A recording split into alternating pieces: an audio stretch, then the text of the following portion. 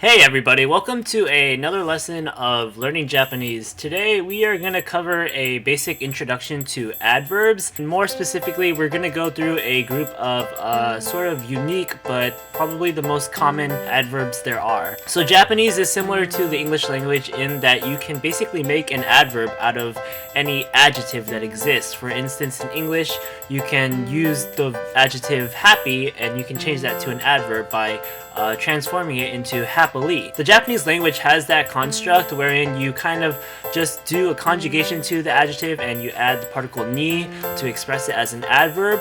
But before we even go into that, we're going to discuss the set of most common adverbs that the Japanese language uses that don't use the particle ni at all. So the following adverbs are sometimes called the common degree adverbs, but for the most part, I don't think they have a group name that they all share. That is universal, so don't worry about that too much. So now let's just go in and introduce these adverbs. The first one we have is totemo, the second one we have is sugoku, the third is sukoshi, the fourth is chotto, and the fifth is zen zen. So the first two that we mentioned, totemo and sugoku, these two adverbs are used to express a degree that is a lot, basically, and you could roughly translate this to meaning very or really in English. Or not even roughly translate, this would be a pretty darn accurate translation of those words. And you might be wondering what the distinction between them is, given that they have the same degree meaning or whatever. Well, totemo is used in more formal contexts, and sugoku is more casual and more often used in conversation. So let's go through a couple examples for these two adverbs. First, we're gonna do totemo. So for our first example, we have the sentence, この宿題はとても難しいです. So what does this sentence mean? It means this homework is very hard. And let's break down the sentence bit by bit. We have kono, which means this. We have shukudai, which is homework. We have the particle wa, which is the topic marker. We have totemo, the adverb in discussion here that means very or really. We have muzukashii, the adjective that means difficult or hard. And we have desu, which is going to complete the sentence. And yeah, so all together we have the sentence この宿題はとても難しいです. And this translates to this homework is very hard. If we did not have the adverb totemo in there, it would just be this homework is hard. And that's not quite what you want to say. You want to say that this homework is really freaking hard. So yeah. For our next example, we have the sentence 携帯電話はとても便利ですね. So let's break this sentence down. We have 携帯電話, which means cell phones. There's no distinction in the Japanese language for singular and pluralness, but we're gonna say cell phones because it's implied from the rest of the sentence, which we'll hear right now. We have wa, which is the topic marker. We have totemo, which is very, really. We have benri, which is the not adjective that means convenient. And we have the desune particles at the end to elicit this mutuality rhetorical question kind of thing where you're seeking agreement with your addressee. So all together we have 携帯電話はとても便利ですね. Cell phones are very useful or convenient, aren't they? So now we'll move on to sugoku.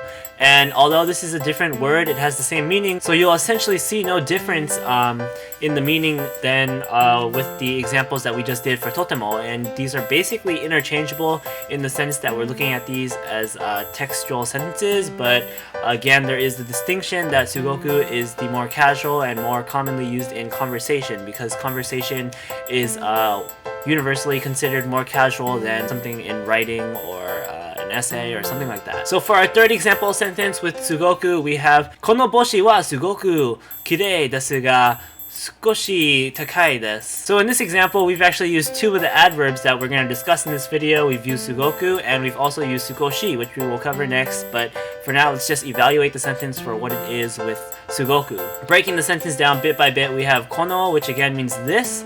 Boushi means hat. The particle wa is marking the boushi as the topic. Sugoku means very or really. Kirei means beautiful or pretty. Then we have the desuga. Des is to end the first clause, and the ga is used as a particle to mean but, essentially. And then we have sukoshi, which is going to mean a little. and we'll cover that more in depth in the next example.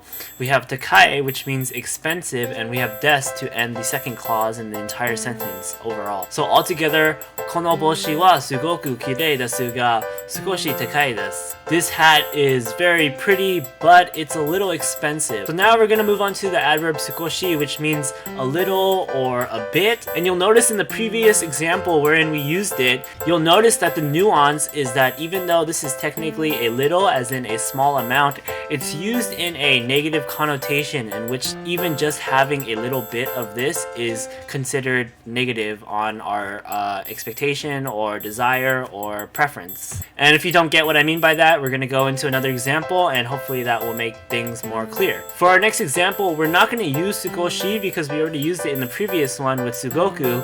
Instead, we're going to use chotto, but the nice thing about this is that chotto and sukoshi are basically one and the same. They share the same relationship as totemo and Sugoku in that chotto and sukoshi both mean a little or a bit, but chotto is the more casual and more conversation prone adverb that is used. So for our example sentence, we have 私の弟はちょっとうるさいです. So let's break the sentence down. We have watashi no, which is basically watashi plus the particle no to indicate that it's going to be a possessive of I. We have ototo, which means little brother. So if we combine that with watashi no, it's going to be watashi no ototo, which means my little brother. We have wa as the topic marker. We have choto, which means, again, a little or a bit.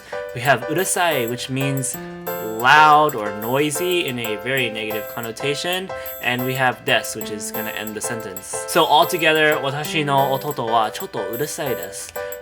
Which means my little brother is a little noisy. And like I said earlier, even though a little literally means like a small amount, so realistically if it's small it shouldn't bother you, but you see here that it's used in the same nuance as the English language. When you say something is a little noisy, it means that it's a little amount, but the way that you're saying it is supposed to be conveyed that it's having a really negative effect on you nevertheless. And going further into that, sukoshi and choto are commonly used as euphemistic expressions in that they don't provide very clear or vivid subjective statements on the speaker's behalf. A really good example of this is when Japanese speakers use the word choto in conversation as kind of a blanket response to any statement that they receive that makes them kind of feel awkward or put in a position where they don't know how to reject somebody. So next we're going to cover zen zen, which basically means not at all. So we'll do one example for zen zen. For our example sentence, we have 彼女は全然怖くなかった. So we'll break down this sentence. We have 彼女, which means girl, but in this context we can translate it as she.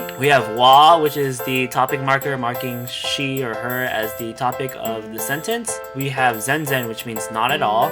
Then we have kawaku nakata, which is the word cute conjugated into its negative past tense form. So altogether, 彼女は全然怖くなかった is she was not cute at all. So it's really simple. Just notice that the zen zen here is what's making her not being cute at all.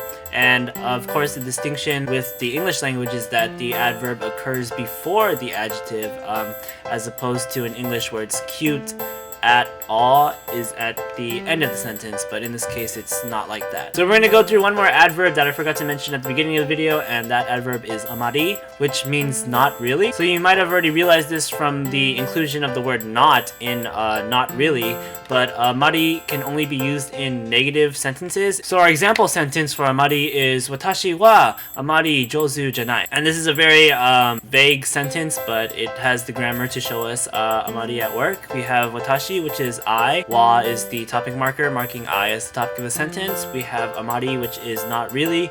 We have jouzu, which means good.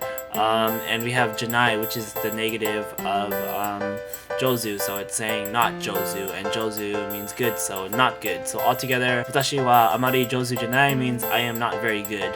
And in the sentence, we don't really clarify what I'm not good at, but that is the grammar at work here. Amari is making that not really good as opposed to I am not good. So yeah, that's the introduction to the common degree adverbs, and in our next video about adverbs, we will cover the grammar construct in which we can just basically turn any adjective into an adverb, and that will be more applicable to your sentences that you want to make. But in this case, these 5 or 6 adverbs are good common degree verbs that let you use the very common adverbs really, or not at all, or a little, or etc. And yeah,